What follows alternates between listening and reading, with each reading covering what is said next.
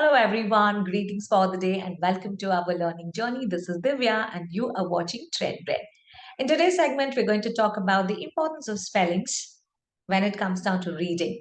And when our children have started to read and they have started to spell the letters in a word, they encounter some of the challenges. And we're going to be addressing one of such challenges in today's class. First, importantly, why should we be teaching spellings to our children at the very younger ages? So this is one of the important questions that we ask ourselves, especially the teachers and the parents. We ask ourselves, is it important to teach the spellings? Definitely yes. Why? Because it lays a strong foundation for more complex words when they encounter in reading a particular sentence.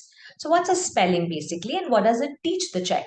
See, spellings will teach children the interconnection between the letters and the letter sounds. We all agree on that? So we introduce the letter name first, which is given the least importance, and then we introduce the letter sound. Once the children know about it, they start learning the technique to blend. They make two-letter words, three-letter words, four-letter words, which is little easier for them. Now, where the actual challenge happens is like when they encounter with words, when certain letters become quiet or silent, or when they encountered words wherein there are two vowels in a particular word, or they encounter with words which will have an alternative spelling or a spelling sound. So that is one of the challenge that our children do undergo. So when we gradually teach our children these rules, it helps them to read better. It helps them to retain that information for a longer period of time. Now, what we generally are working over here is like we would be working on these simple spelling rules, which will not only help the children read and write better, but it also helps them to, correct many number of sounds, and they would also be able to work on their spell checks. They would also be able to do good amount of word processing activities, which becomes much more better.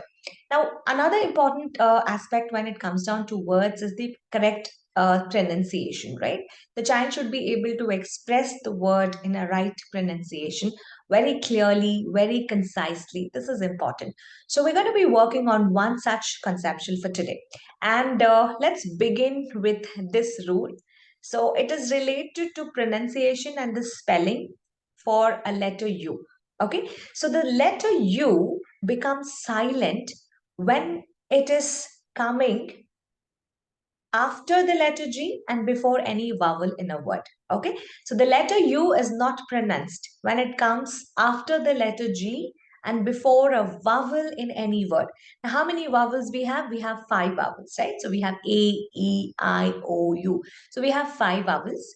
So we have to remember that in mind. So let's take one word to explain this rule very well so we understand this. Now take up this particular word.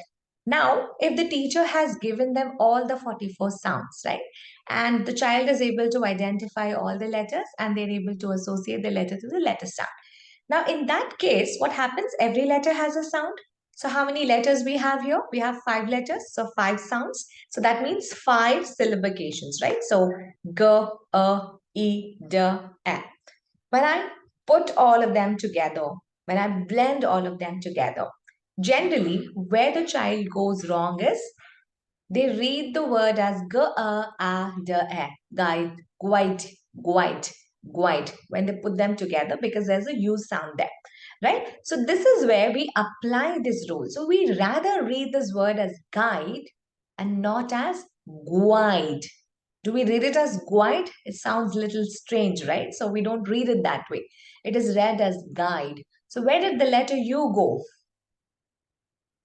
It is there in the spelling when we write, but when we speak, when we pronounce that word, the letter U sound is unheard. That means the letter U goes silent or quiet. So the rule over here is like now you notice that this letter U is between the letter G and a vowel, right? So the U comes after the letter G and before any vowel A, E, I, O, U, then the letter U sound becomes silent. So that's the rule. Okay, now see, the vowel can be anything. In this word, we had a I vowel. So that's one of the things that we have to work. So now what happens? Now skip your U and try to read the word. So it's guide, guide, and not guide. Let's do another word. Okay, so the U goes silent over here. Let's do this word. Now, if you don't apply the rule, you probably read this word as guest. Guest. And somebody comes to your home. They could be your guest, right? We don't say guest. I had some guests at my home. No, we say guest. And that's the rule. So your U is in between the letter G and the vowel E. So U comes after the letter G and before any vowel. So U goes silent. And the word is read as guest. Now you got the trick. Let's do this one. So we have the U in between the letter G and I, right? So how do we read it? So U goes silent. So it's read as guitar, guitar, the instrument that you actually play. It's called the guitar and not guitar. Guess, it is guess, guess. Okay, so Divya is doing something. So probably you are guessing what is she trying to explain. Rather, not guessing. We don't guess, we guess. It's guess. So you become silent. Do this word. Yes, you got it almost right. So it's fatigue. Fatigue and not fatigue. Your friend who works with you in office, colleague. Colleague, not colleague. Very well done. Try this one. Try to syllabicate. Catalog. Catalog. Catalog. So catalog is a sheet of paper or a brochure which has a lot of prints in it. When you see that, you get to understand what to purchase or what product it is all about. What is the description about that? So it's a catalog. So it's a print, right? So you turn around the pages and you see what is actually being printed on that. So that's a catalog, not catalog we. So when you apply the U sound, it's always like gu, right? So G and U with the any other vowel. So it would not be sounding that way. Try this one. Is it tongue or is it tongue? Tongue, tongue. U goes silent here. Now try these more words. The first word is not guilty. When you have done something and you have felt that that was your mistake, you are guilty. Guilty, right? The opposite of guilty is innocent. So you feel you're not innocent. So that's the reason you are guilty. And when you apply the U, it becomes guilty. And that's the wrong pronunciation. So you got to do it as guilty. Yeah. Do the next word. Vogue. Vogue. Vogue. Not vogue. Vogue. The cover page of a magazine or a magazine, right? Next one. Try doing the last word. League. League. Not ligui. Okay. Not ligui. Now you got this understanding. Why did we do today's lesson is because whenever you sit with a 5-year or a 4.5-year who have just learned the spellings and you give them a complex word like this and you've just taught them the rule to syllabicate, this is how children would do it. And there's nothing wrong in doing that. That is when you slowly start giving them these rules and you tell them. And do children understand? That's another question. Definitely they understand, but try to highlight those letters wherein they have to skip it or that goes silent. You give them the rule and you keep putting these on your word walls.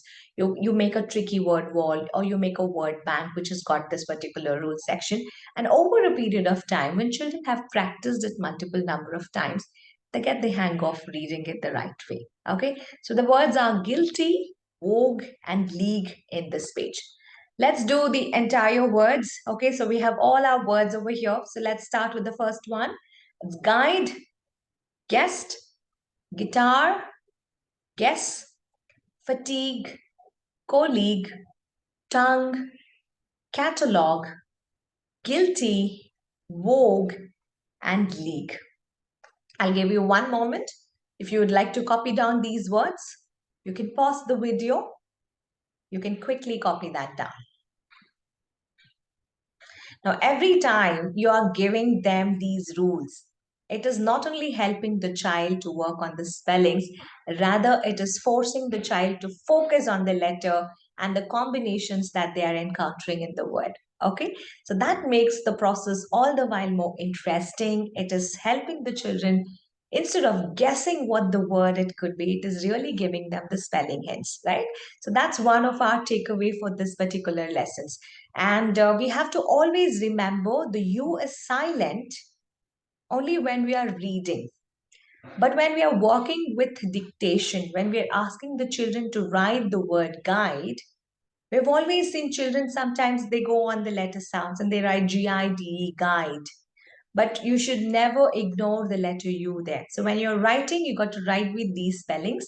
But when you're reading, you need to make the letter U silent and then you have to skip that when you're trying to read. So this is one thing that we have to be keeping ourselves noted on this. And when the teachers and parents do this repeatedly for multiple number of times, children do get the list of words and they would be able to read it in the right way. So this was our session for today.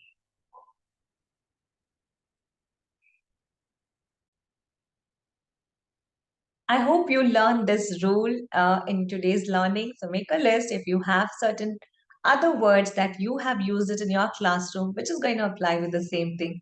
Just leave those words in the comment section below so our children can practice more and more words for the same rule that we're going to be applying. So I'll see you soon in the next rule, in the next session. Until then, it's a wonderful goodbye from Divya. Have a great learning. Bye bye.